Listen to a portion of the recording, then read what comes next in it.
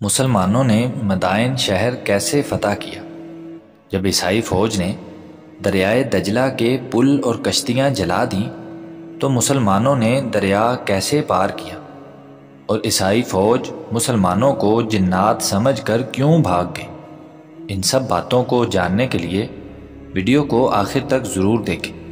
یہ دور حضرت عمر رضی اللہ تعالیٰ عنہ کی خلافت کا دور تھا۔ مسلم فوج کے سپہ سالار حضرت سعد بن ابی وقاص رضی اللہ تعالیٰ عنہ تھے۔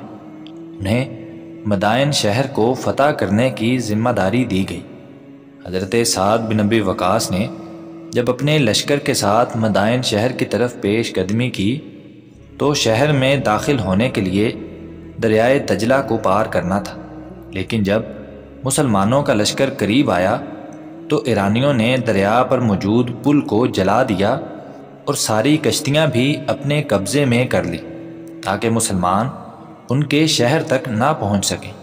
سعد بن ابی وقاص رضی اللہ تعالیٰ عنہ نے یہ حالات دیکھے تو اپنے گھوڑے پر سوار ہوئے اور ساری فوج کو اکٹھا کیا اور کہنے لگے، تم میں سے کون ایسا بہادر سردار ہے جو اپنے ساتھیوں کے ساتھ آئے اور مجھ سے وعدہ کرے کہ جب ہم دریا کو عبور کریں گے تو وہ ہمیں دشمن کے حملے سے بچائے گا؟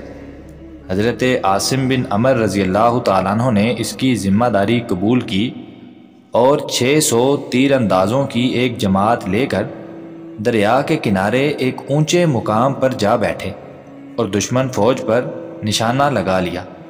سعد بن ابی وقاص نے نستعین باللہ ونتوکل علیہ حسبنا اللہ ونعم الوکیل ولا حول ولا قوت الا باللہ العلی العظیم پڑھ کر اپنا گھوڑا دریا میں ڈال دیا۔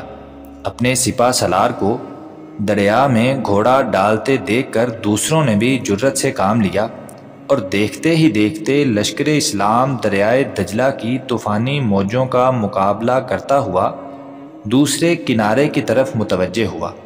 سارا لشکر رکاب سے رکاب ملا کر آپس میں باتیں کرتا ہوا جا رہا تھا اور دوسرے کنارے پر ایرانی فوج یہ حیرت انگیز تماشا دیکھ رہی تھی۔